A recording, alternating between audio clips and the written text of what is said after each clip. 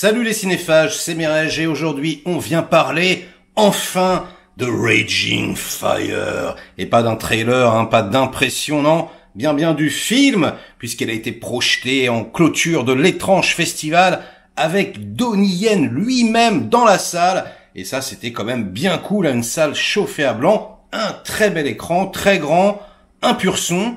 La bonne nouvelle c'est que la copie... le logo d'introduction c'est Metropolitan Film Export, c'était sous-titré français, ce qui doit vouloir dire que le film va sortir à un moment donné, et c'est quand même assez cool que les films de Hong Kong sortent sur nos écrans, ça fait longtemps, ils ont tenté avec Ip Man 4 et je crois que ça a marché sympathiquement, c'est pas un carton, mais voilà quoi, les gens y sont allés, surtout que c'était la pandémie, etc., enfin c'était le confinement, donc...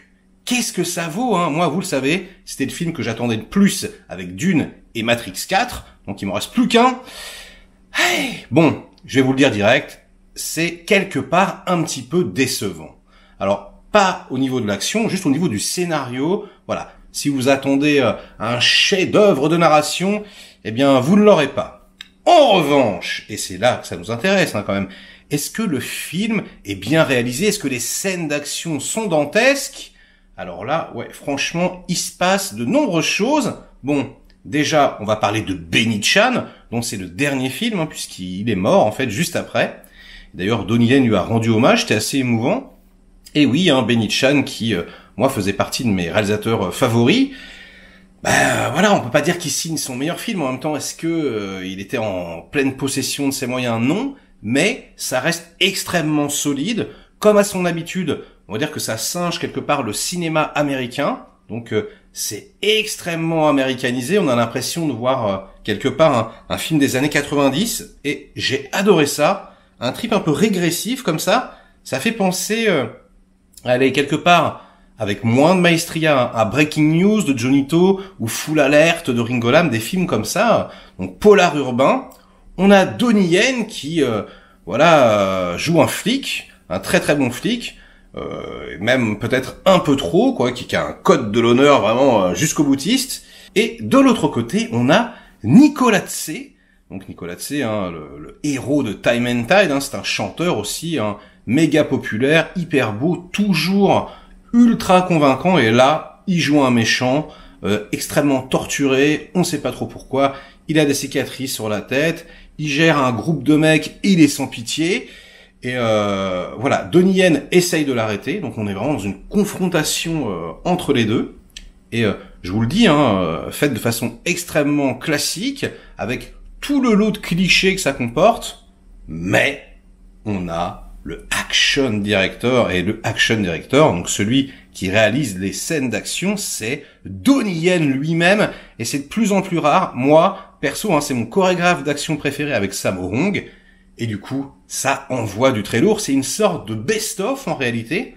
Donc on a quelques petites scènes dispatchées comme ça. Une très sympa par exemple où il enlève son gilet pare-balles, il se le met autour du bras et puis il affronte des mecs avec des machettes. On a un petit compas mano à mano où il les éjecte comme ça, il fait des roulades. C'est assez cool. En général, c'est très très furieux, mais ça dure pas très longtemps. Et donc je vous disais, des petites scènes d'action disséminées comme ça. Et puis au bout de une demi-heure, on a un premier gunfight, assez nerveux, assez tendu, et avec impact de balles, c'est vraiment sans concession, c'est très très très dur.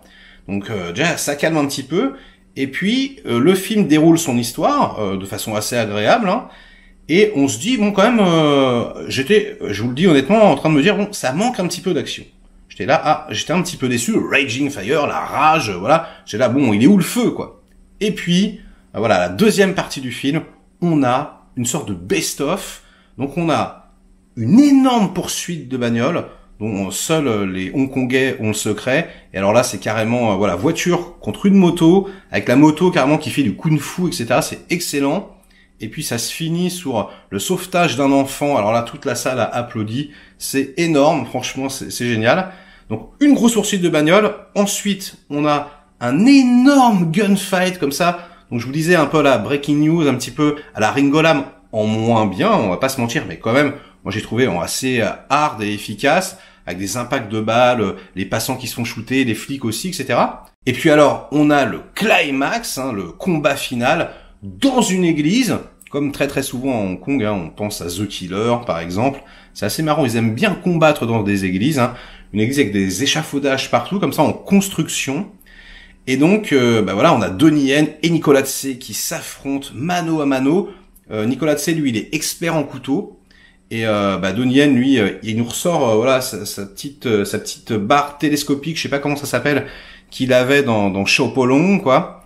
Et là, je vous le dis tout de suite, on a tout simplement le meilleur combat de Donnie Yen depuis des années, très certainement depuis l'affrontement là sur l'autoroute dans Kung Fu Jungle, où je crois qu'ils l'ont appelé Kung Fu Killer en français.